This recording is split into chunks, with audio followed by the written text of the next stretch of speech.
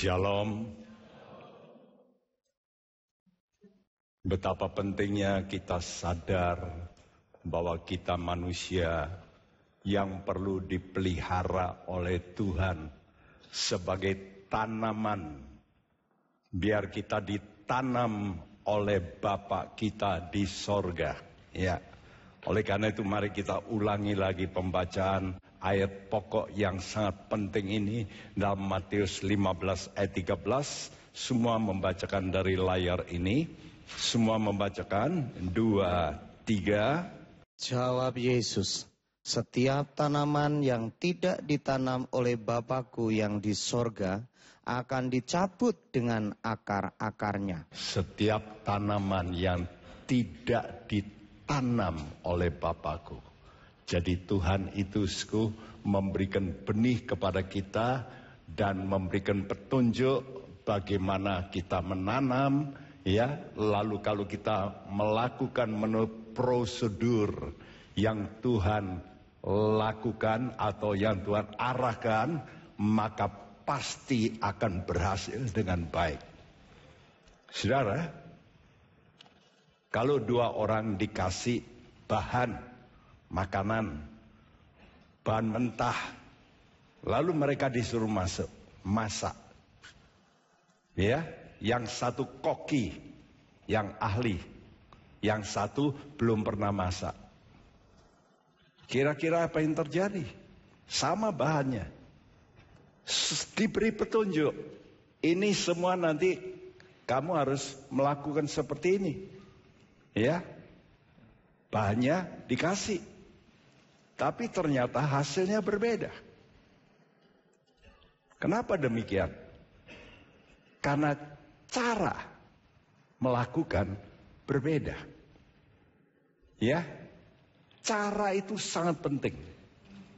Kalau saudara membeli obat, ya, mereknya sama, bahannya sama. Lihat aja, Neurobion dengan Bioneuron. Saudara baca isinya, persis sama. Tapi harganya sangat berbeda. Mengapa kok bisa berbeda? Cara mengelola. Bagaimana menjadikan pil itu yang berbeda. Saudara, hari ini kita mau belajar tentang betapa pentingnya kita memelihara pohon kehidupan kita. Kita digambarkan sebagai pohon yang harus dipelihara.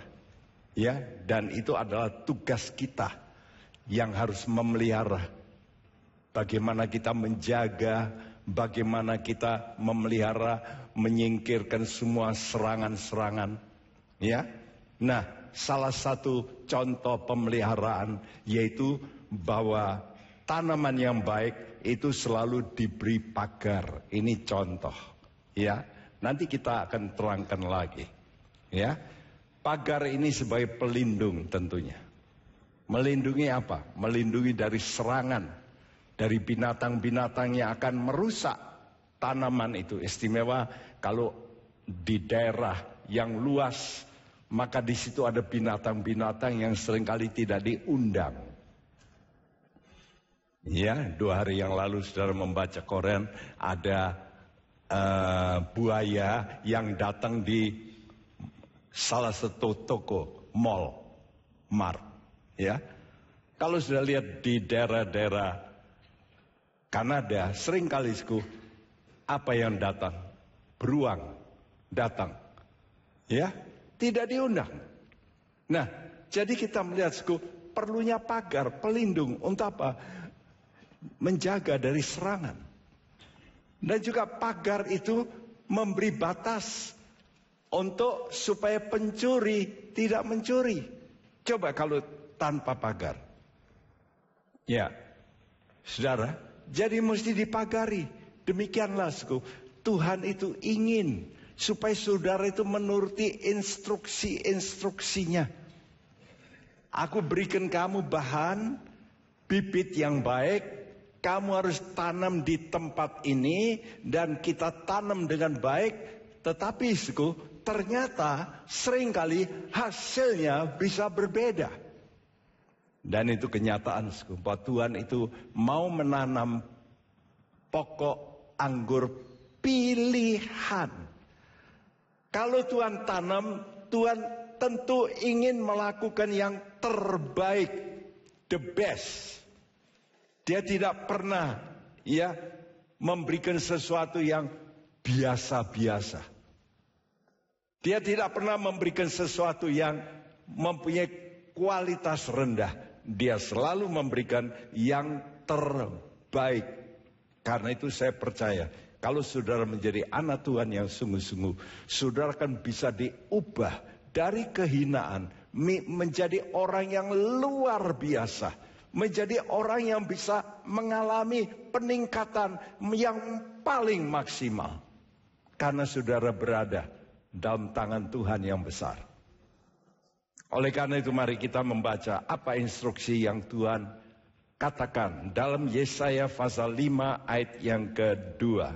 Ayat 1 dan 2. Tolong bacakan. Aku hendak menyanyikan nyanyian tentang kekasihku. Nyanyian kekasihku tentang kebun anggurnya. Kekasihku itu mempunyai kebun anggur di lereng bukit yang subur. Ia mencangkulnya dan membuang batu-batunya dan menanaminya dengan pokok anggur pilihan.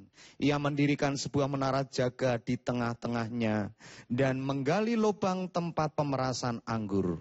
Lalu dinantinya supaya kebun itu menghasilkan buah anggur yang baik, tetapi yang dihasilkannya ialah buah anggur yang asam. Ya, ini satu ironi.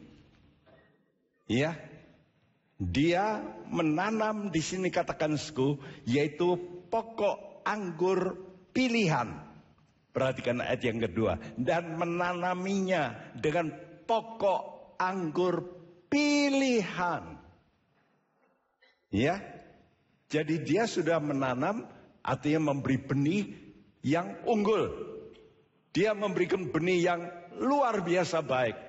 Lalu dia menanti. Ya. Jadi kalau ditanam anggur pilihan, tentu dinanti buah anggur yang terbaik. Benar tidak? Buat apa unggul kalau kira-kira tidak baik? Tentu dicari benih yang terbaik untuk menghasilkan hasil terbaik. Ya, itulah yang Tuhan sudah kerjakan. Nah, saudara, jadi Tuhan itu sudah memberikan aturan-aturan seperti ini. Aku tidak menyanyikan suatu nyanyian tentang kekasihku. Nyanyian kekasihku tentang kebun anggurnya. Kekasihku itu mempunyai kebun anggur di lereng bukit yang subur. Jadi perhatikan, sudah dikasih arahan bahwa menanamnya di lereng bukit yang subur. Lalu ayat kedua, ia mencangkulnya. Dicangkul dalam bahasa lain, ia memagarinya. Jadi kata mencangkul ini mestinya, ia memagarinya dan membuang batu-batunya. Dan menanami dengan pokok anggur pilihan. Jadi dia memberikan benih unggul. Lalu dia mendirikan sebuah menara jaga di tengah-tengahnya. Lalu dia membuat juga tempat pemerasan. Lalu ditunggu. Tapi ayat ini menjawab, saudaraku, tetapi yang dihasilkan ialah buah anggur yang asam. Nah, ini menjadi pertanyaan, mengapa ya? Directionnya sudah betul, arahnya sudah betul, ya, semua itu dikasih bibit unggul, tetapi kok jadinya tidak baik? Ini sama dengan di gereja. Firman Tuhan sama, kadang-kadang oleh Tuhan Yesus yang sama, betul tidak? Murid-murid mendengar dengan juga pada saat yang sama, tapi hasilnya berbeda. Yudas menjadi pengkhianat. Ada murid-murid, ada yang masih suka bimbang, Thomas. Ada murid yang luar biasa, Yohanes. Betul tidak, Mengapa berbeda? Padahal semuanya serba sama. Ya. Nah, jadi Tuhan itu mempunyai rencana. Bahwa rencana Allah semula itu yaitu membuat satu bangsa pilihan. Seperti tadi, pokok anggur pilihan. Dia juga mau menjadikan satu bangsa pilihan. Dan bangsa pilihan itu tidak lain adalah Israel. Karena itu dia memulai dengan satu bangsa, Israel. Dan permulaan dari bangsa itu yaitu dimulai dengan satu orang. Orangnya disebut orang pilihan. Nah, saudara, dan orang pilihan itu adalah Bapak Abraham. Iya. Dia disebut Bapak semua orang percaya, termasuk kita. Jadi kita ini mesti mengikuti cara hidup Bapak Abraham. Perhatikan ya, saudara, cara itu penting. Perintahnya sama, tapi cara mencapainya beda. Penilaian Tuhan berbeda. Ya, walaupun mencapainya sama. Seperti pelari Ben Johnson. Saudara masih ingat itu tahun yang menggegerkan dunia. Saudara, Ben Johnson lari paling tercepat di dunia saat itu. Tetapi dia sudah sampai finish. Sampai. Tetapi lalu apa? Lalu didiskualifikasi. Setelah dia naik, jadi nomor 1, wah senang. Lalu dianulir. Tidak jadi. Diturunkan, tidak dapat hadiah. Nah, sudah lihat. Cara itu penting. Bukan mencapainya yang penting. Tapi cara untuk mencapai. Saudara. Jadi saudara sebagai anak Abraham, saudara juga mesti menanggapi panggilan Tuhan seperti Bapak Abraham. Kita dipanggil. Untuk apa? Supaya kita bisa menjadi orang pilihan. Seperti Bapak Abraham itu orang pilihan. Ya. Coba kita baca ayat ini. Di dalam Yesaya 41 ayat 8. Mari kita bacakan semua ayat ini 2, 3. Tetapi engkau, hai Israel, hambaku, hai Yakub yang telah kupilih, keturunan yang kukasihi. Keturunan Abraham yang kukasihi. Tetapi engkau, hai Israel, hambaku, hai Yakub yang telah kupilih. Jadi perhatikan kata kupilih. Benih, the seed of Abraham. Ini bicara benih. Ya. Jadi kita ini juga, saudaraku, orang percaya mendapat benih percaya. Serupa dengan Bapak Abraham. Ya. Oleh karena itu kita diharapkan mempunyai kualitas seperti Bapak Abraham. Karena kita anaknya Abraham. Ya. Nah, saudara, kita dipilih untuk apa? Untuk menjadi orang-orang kudus. Permulaan kita dipanggil. Kita dipanggil untuk apa? Untuk keluar. Untuk keluar seperti Bapak Abraham. Keluar kamu. Dari mana? Dari negerimu. Dari rumah bapakmu. Ya. Jadi kamu mesti keluar. Kamu mesti pisah. Ya, oleh karena Bapak Abraham mau, maka dia dipilih. Nah, itulah yang disebut gereja. Kata gereja sendiri, eklesia, adalah orang yang dipanggil keluar. Jadi kita mesti mau dipanggil keluar. Untuk apa? Supaya kita bisa dipilih oleh Tuhan. Dan kita dijadikan sebagai tubuhnya. Jadi Tuhan menganggap kita itu seperti tubuh, dia kepala. Artinya betul-betul satu hubungan yang sangat dekat. Tapi kita mesti menjadi tubuh, jangan jadi kepala. Dan Tuhan Yesus harus jadi kepalanya.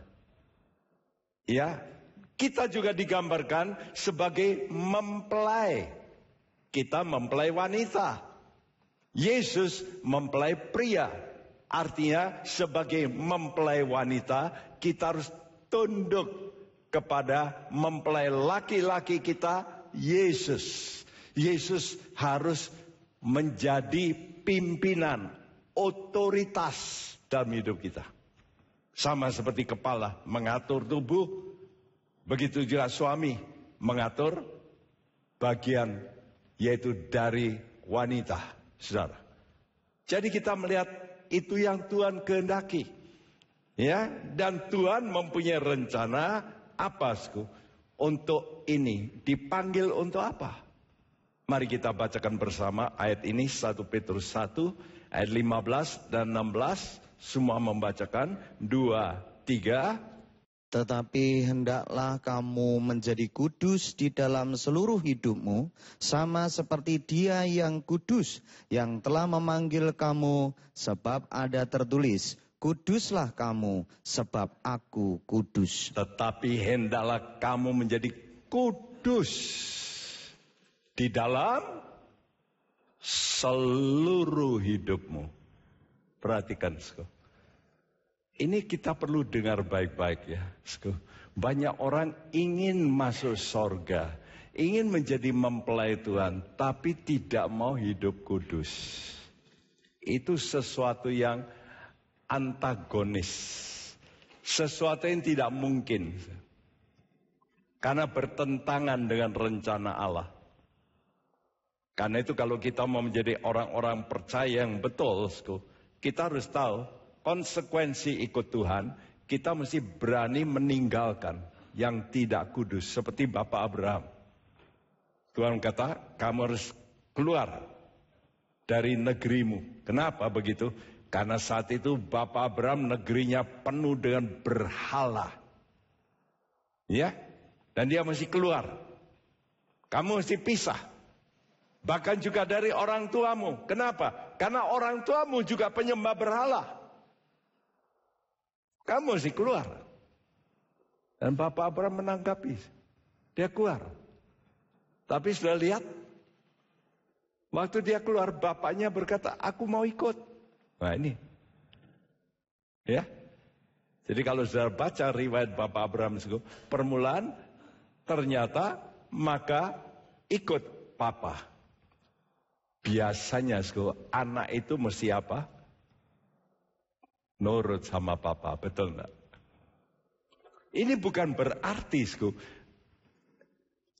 kata-kata ini bukan berarti saudara diajak untuk melawan orang tua, bukan. Tapi soal rohani, saudara itu tidak boleh dipimpin oleh orang yang tidak rohani, walaupun itu hubungan dekat.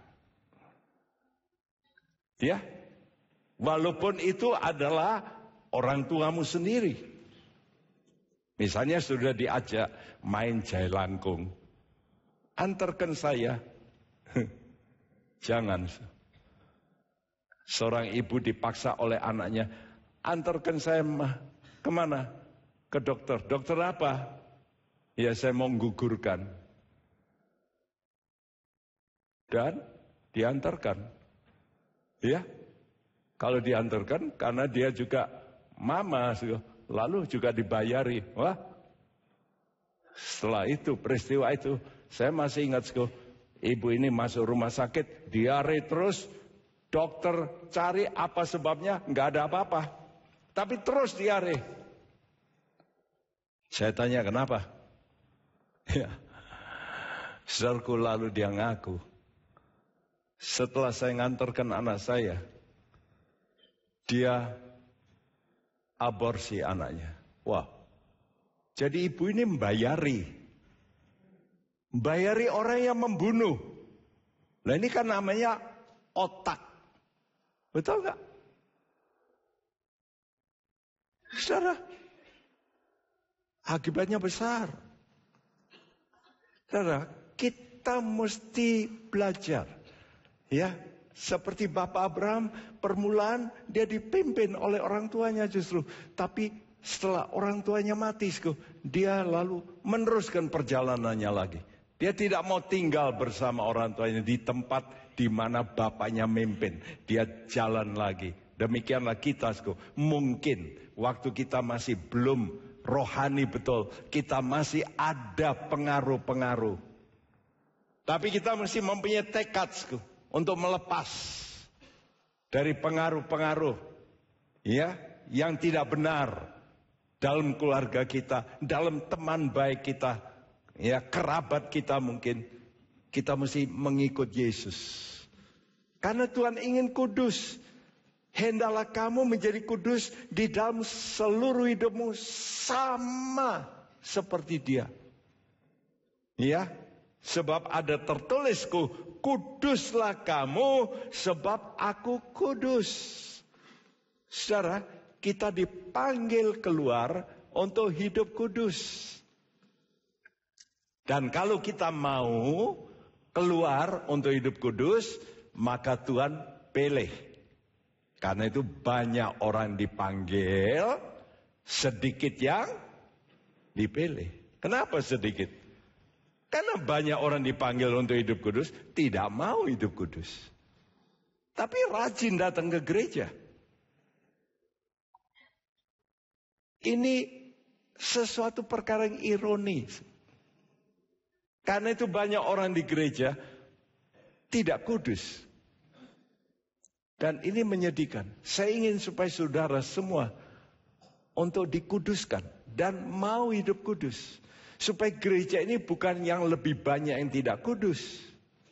Jadi kalau gereja itu gede besar, belum tentu semua kudus. Ya, jadi kita ini mesti sadar. Nah, sebagai penanam yang berhikmat, Tuhan itu lalu memberi petunjuk bagaimana melakukan penanaman yang benar, yang baik. Dia sebagai bapak, ya, dan sebagai penanam juga dia memberikan instruksi, ya, dan ini yang harus dilakukan. Apa itu? Ada 6 hal. Yang pertama tadi kita baca, ditanam di bukit yang subur. Ya, dikatakan dalam bahasa Inggris, in a very fruitful hill. Aneh ya, ada kata hill di situ. Jadi Tuhan ingin saudara supaya ditanam di tempat yang tinggi. Ya, fruitful dan yang berbuah-buah. Yang kedua, dipagari. Terjemahan bahasa Indonesia dicangkul. Ya, tapi kalau sudah baca dalam bahasa Inggris semuanya tulis ya dipagari. Yang ketiga, dibuang batu-batunya. Yang keempat, ditanam anggur pilihan. Nah, ini tentu dari benih pilihan. Lalu kelima, didirikan menara penjaga. Lalu keenam, dibuat tempat pemerasan anggur. Waktu saya baca ini, saya berdoa, Tuhan, apa maksudnya? Kenapa Tuhan menginginkannya demikian? Ini satu contoh, ini loh, caranya mesti begini. Dan kita mesti ngikuti cara ini. Ya. Setelah ini, lalu dikatakan, lalu dinantinya. Jadi 6 perkara sudah dilakukan, lalu dinantinya supaya kebun itu menghasilkan buah anggur yang baik. Tadi kita baca, pohon anggur yang baik itu adalah Israel. Ya, jadi Tuhan itu sudah memilih Bapak Abraham, Ciami, betul nggak? Anak Bapak Abraham siapa? Ishak, hebat. Ya, luar biasa Ishak itu. Kenapa? Karena waktu dia mau dibunuh, dia menyerah. Mau ditusuk ini. Dia menyerah sebagai anak. Saya berkata hebat. Ya. Lalu dia punya anak lagi. Siapa? Yakob. Kalau saudara baca cerita Yakub, ada kesalahan, tetapi saudara melihat bagaimana dia berjuang. Hebat. Lalu dia punya anak lagi begitu banyak. Salah satunya Yusuf. Dan luar biasa. Wah, menanjak. Jadi sudah lihat, diangkat Tuhan kemana? Ke bukit tinggi. Ya, tetapi, nah, Tuhan itu tidak melihat dalam tengah-tengah perjalanan. Tuhan itu ingin melihat bagaimana akhirnya. Tetapi yang dihasilkannya ialah buah anggur yang asam. Nah, sekarang menjadi pertanyaanku, mengapa kok bisa keluar asam? Kenapa kok asam? Jadi hasil yang tidak seperti yang diharapkan Tuhan. Sebetulnya Tuhan sudah memperhitungkan kalau ini begini mestinya hebat tuh. Jadi semua sudah kalkulasi sudah bagus. Tapi ternyata outputnya jelek. Seringkali orang berdagang juga begitu ya. Semua sudah tata rapi. Loh, hasilnya kok nggak jadi? Menyesal ya. Dan itulah dengan Tuhan. Ya, saudara sudah dipimpin supaya semuanya serba maksimal, the best. Tapi faktanya kok enggak begitu? Sekarang menjadi pertanyaanku, kenapa? Saya melihat di sini ada satu hal, waktu saya baca ini, Tuhan terus membuka mata saya untuk membaca ayat-ayat berikutnya supaya menemukan kunci kesalahan ini. Ya, hasil tidak seperti yang diharapkan sebab prosedurnya salah.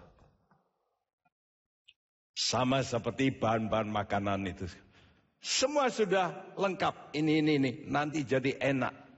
Tapi cara masaknya salah. Rusak semua. Rusak semua. Coba sekarang kita baca Yesaya pasal 5 ayat yang ketiga.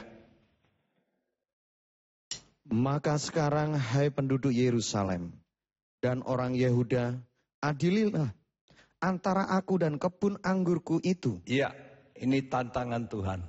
Maka sekarang, hai penduduk Yerusalem dan orang Yehuda, adililah antara aku dan kebun anggurku. Waktu saya baca ini, jadi Tuhan ini nantang. Coba diadakan satu pengadilan. Pengadilannya bukan antara kita dengan teman kita, tapi antara kita dengan Tuhan.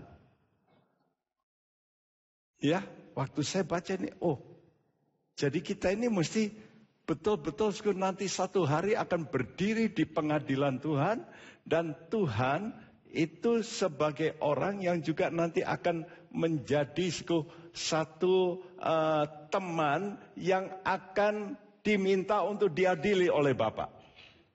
Kalau dia sebagai teman, dia sebagai kepala, kita sebagai tubuh, gimana tubuh ini? Ya, misalnya, kepalanya ini pandai bukan main, luar biasa. Tapi tangannya ini gatel, keluar terus dari jalur. Ini apa ini? Ya, pasti tidak beres dalam hubungan tangan dengan kepala. Ya, misalnya sang pria itu luar biasa, orang terdidik, hebat. Dia sekarang menikah dengan seorang. Tapi perempuannya kok nyeleweng. Padahal ya pandai, yang ganteng, ya bagus, ya cinta. Kok bisa nyeleweng ya?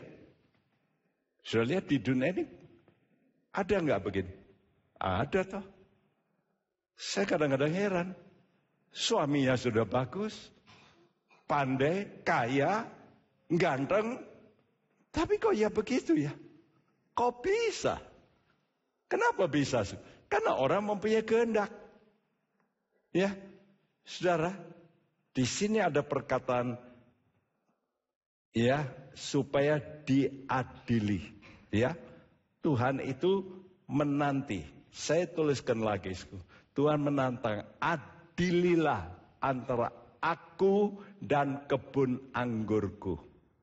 Nah, sekarang kita baca ayat yang ke-7 dari layar ini. Coba semua membacakan dari layar ini. Waktu saya baca ini baru jelas. Oh, apa yang Tuhan minta sebetulnya. Bersama-sama. 2, 3. Sebab kebun anggur Tuhan semesta alam ialah kaum Israel, dan orang Yehuda ialah tanaman-tanaman kegemarannya. Dinantinya keadilan, tetapi hanya ada kelaliman. Dinantinya kebenaran, tetapi hanya ada keonaran. Dinantinya keadilan, tetapi hanya ada kelaliman. Dinantinya kebenaran, tapi hanya ada keonaran. Jadi ada 2 perkara. Jadi kegagalan menjalankan keadilan di dalam melakukan kebenaran. Ya, apa itu keadilan? Waktu saya pelajari, keadilan itu adalah prosedur dalam melakukan kebenaran. Keadilan adalah prosedurnya dalam melakukan kebenaran. Ya, dan kebenaran itu adalah perilaku yang benar menurut standar Alkitab.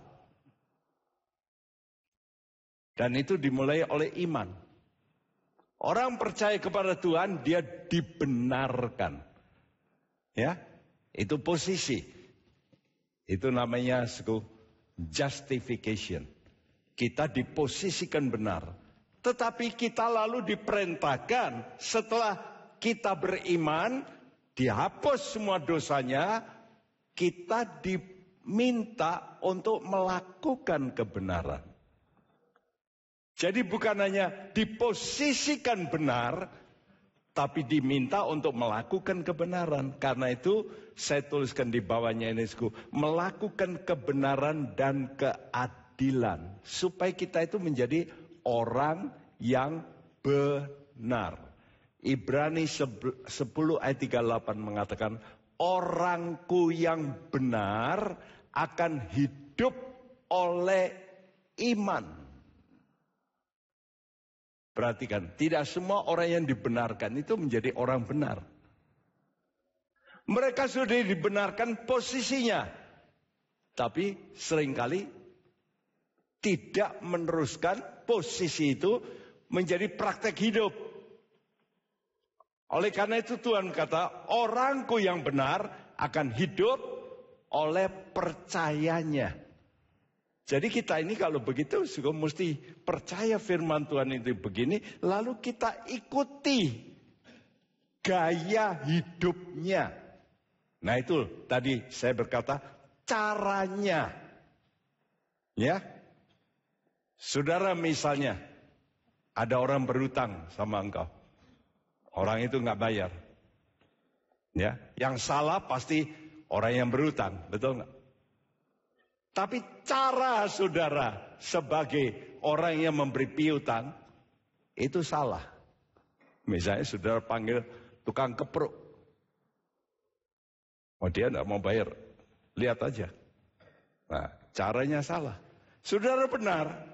Ya, saudara pada posisi yang benar, tapi menjalankan kebenaran itu salah. Nah itu yang disebut keadilan. Mengerti? Jadi keadilan itu adalah prosedur dalam melakukan kebenaran. Saudara, masalah utama dari kegagalan menjadi gereja Tuhan yang berkenan sama Tuhan untuk menjadi pohon yang baik bukan terletak pada penerimaan firman Tuhan yang kau terima. Firman Tuhan itu murni, bagus, diajarkan bagus. Pendetanya kadang-kadang memberikan yang benar. Memang ada pendeta yang memberikan yang tidak benar. Tapi ada pendeta yang memberikan yang benar. Tapi mempraktekkan kebenaran dalam konteks keadilan, kita gagal. Ya. Waktu saya baca ini, kegagalan kita terutama terhadap Allah. Tadi mengatakan adililah antara aku. Jadi terhadap Allah. Ya. Nah, coba kita akan melihat keadilannya di mana. Ini yang pertama. Tadi syarat untuk menjadi pohon yang baik, kita harus ditanam di bukit yang subur. Di bukit yang subur. Ya, waktu dikatakan di bukit yang subur, itu saya menemukan 3 kata Ibrani. Ya, kata di bukit yang subur itu ada mengandung 3 kata Ibrani, ben. Ya, ben itu anak. Ya, misalnya ben siapa? Makanya dalam bahasa Arab bin. Si anu bin si ini. Ya, kalau bahasa Ibraninya itu Ben Hur misalnya. Ben Hur itu ya anaknya Hur. Ya, jadi Ben. Lalu semen. Semen itu aja dilumasi. Nah, kata semen ini istimewa waktu orang lagi diurapi dengan minyak. Pengurapan. Ya, jadi di bukit yang subur ini berarti ada unsur. Kita bisa menjadi orang yang bisa naik, yang bisa dipakai Tuhan oleh karena pengurapan Tuhan. Yang ketiga, keren. Ya, kata keren ini tanduk. Suatu puncak. Ya. Ayat ini contohnya. Ya, Saudara. Jadi kita melihat orang yang pasti bertumbuh sebagai pohon yang baik adalah mereka yang mempunyai hati yang baik. Untuk apa? Tadi kata Ben itu. Ben itu nama. Ya, artinya anak. Anak itu Ben siapa? Bin siapa? Itu artinya mengandung nama keluarga. Jadi kata Ben itu mempunyai konotasi membangun nama keluarga. Nah, kita ini anak Tuhan. Kita mesti membangun nama Tuhan. Itu yang utama. Jadi tujuan Tuhan yang utama, saudara harus menempatkan Tuhan itu bisa dimuliakan dalam hidupmu. Ya. Dan saudara bisa itu kenapa? Kenapa? Karena Allah mengurapi. Dan Allah akan memberikan tanduk. Lihat binatang-binatang. Dikasih tanduk untuk apa? Untuk perang ya. Ya, tanduk itu tanda kuasa. Ya. Jadi Tuhan mengurapi engkau dengan kuasa. Mari kita baca 2 ayat ini.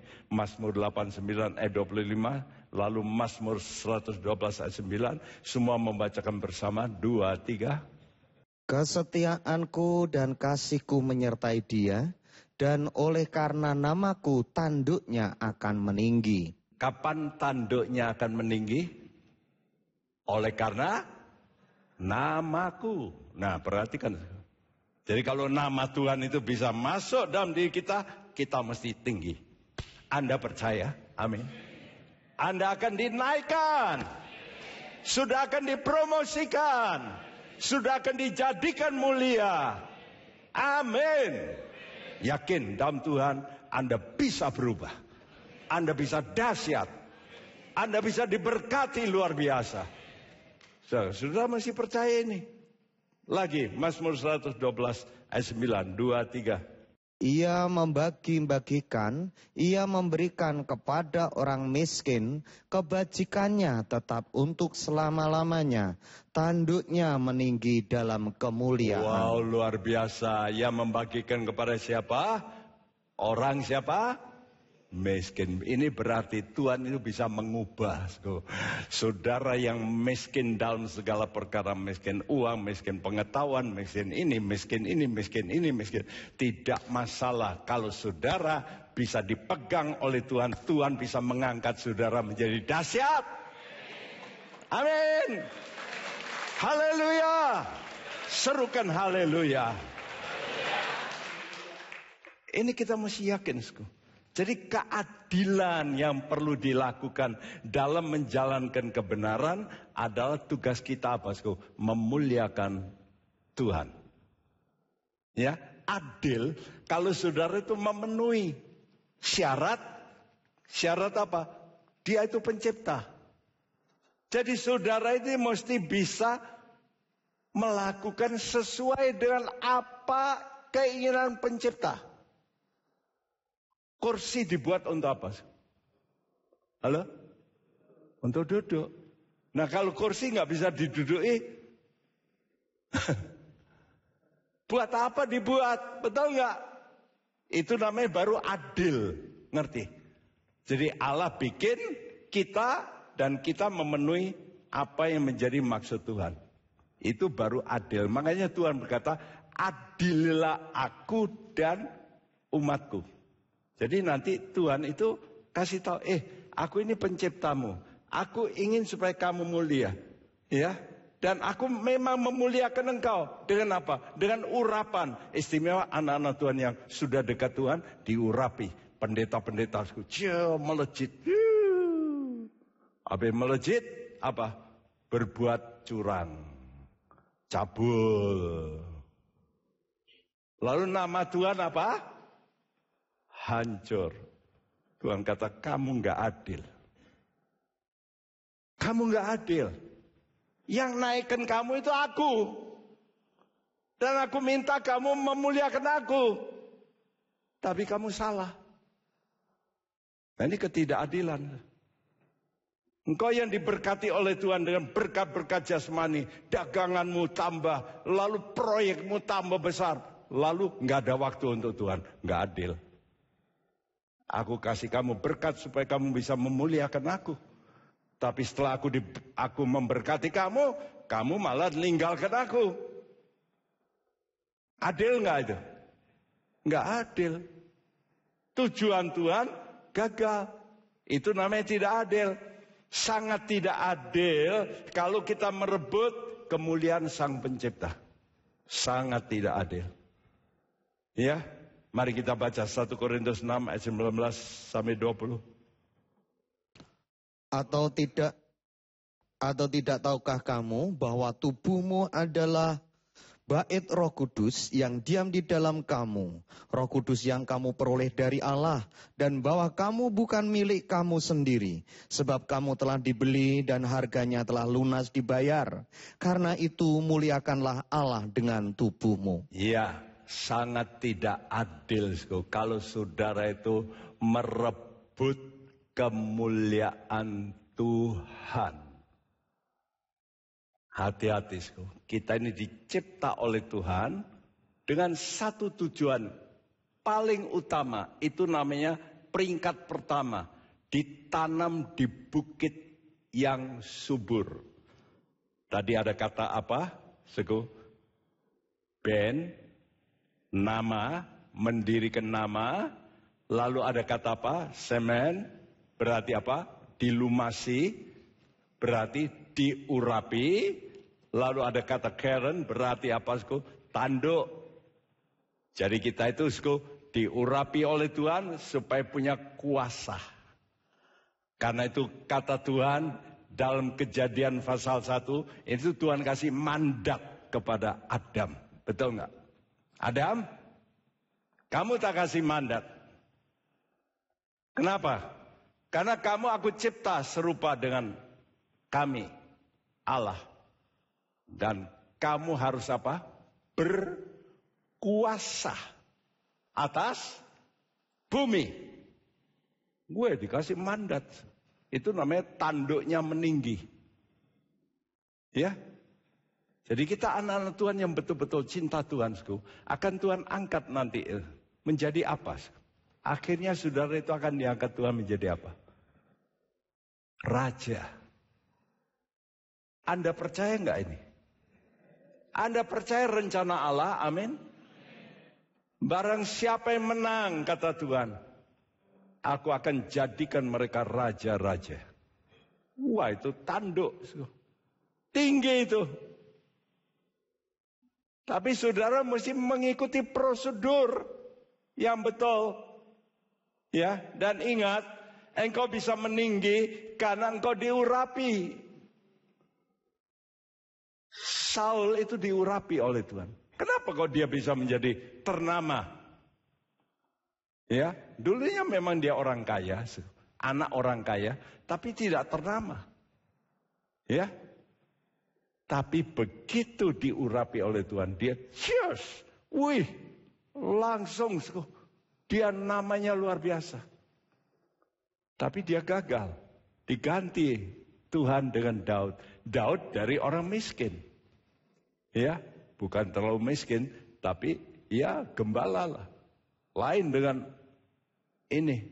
Saul ini anaknya orang kaya ini. Ya. Dan Daud anak yang kurang diperhatikan. Ya, oleh ayah ibunya. Tapi diangkat Tuhan. Nah, jadi sudah lihat, orang kalau diurapi oleh Tuhan, itu dengan maksud Tuhan angkat. Anda mesti percaya, karena itu saudara mesti minta pengurapan Tuhan.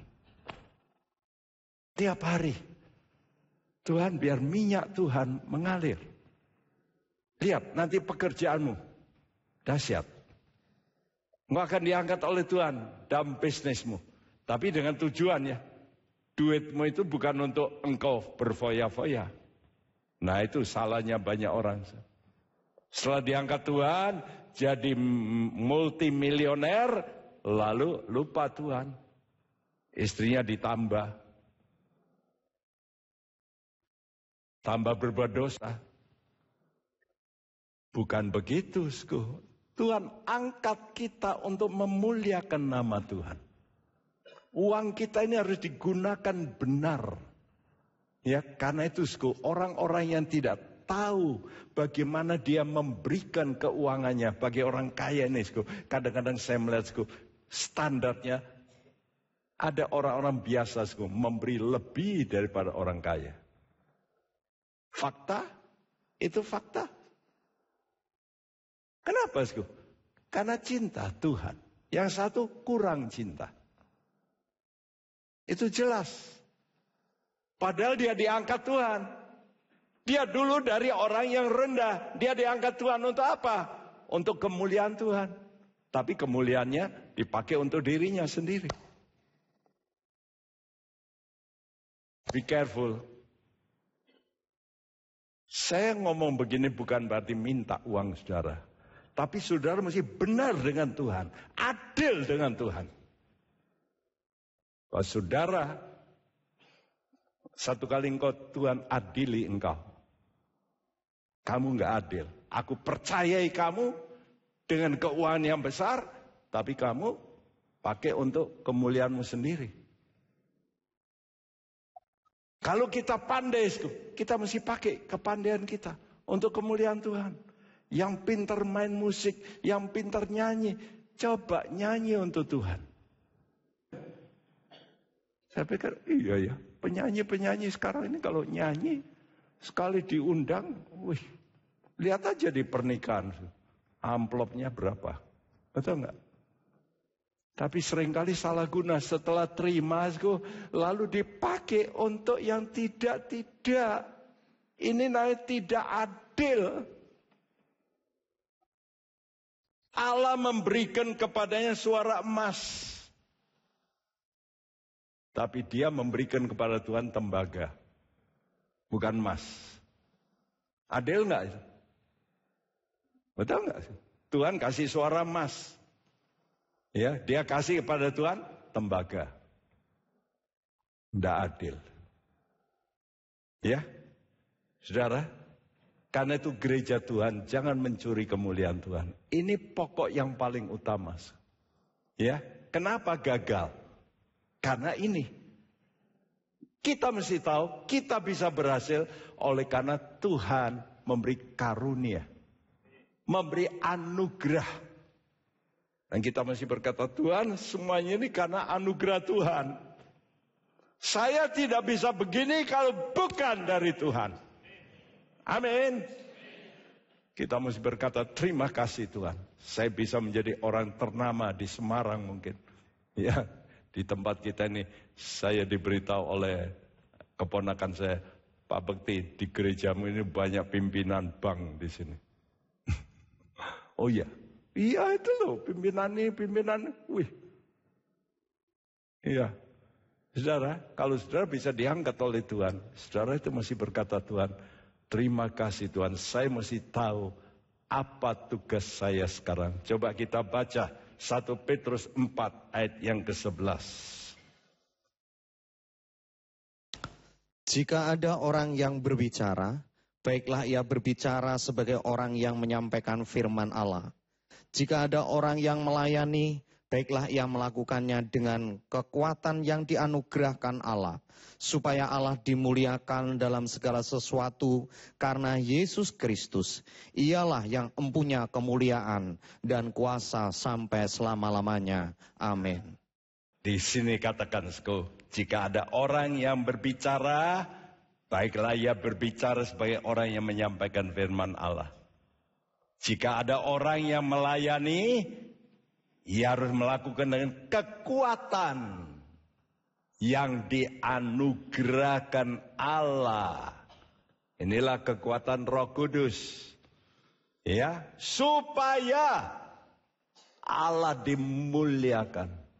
Saudara, jadi saudara mesti memakai kekuatan daripada Allah. Ya. Dan saudara, kalau saudara memakai kekuatan dari Allah, saudara tidak, orang Jawa bilang tidak ngoyo. Ya. Tapi saudara melakukan aja, nanti Tuhan akan melakukan yang bagian besar dalam hidupmu, yang membuat engkau bisa terangkat tinggi. Ya. Lihat orang-orang itu, kalau tidak diberkati, kerjanya keras, hasilnya sedikit. Ada orang yang kerjanya tidak keras, hasilnya banyak. Itu fakta. Ya.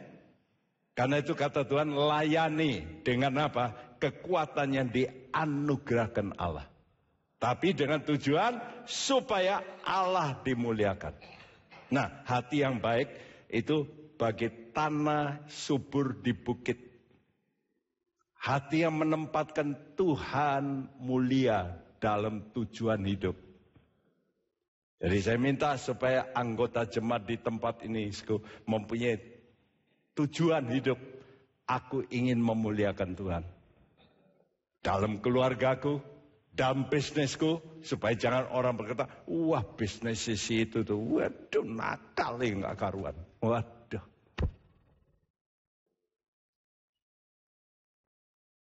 Tapi coba nama Tuhan dipermuliakan. Wah, orang itu luar biasa itu. Bagus. Itu namanya kita melakukan keadilan. Ya, dalam mempraktekkan kebenaran sebagai manusia ciptaan. Kita ini ciptaan.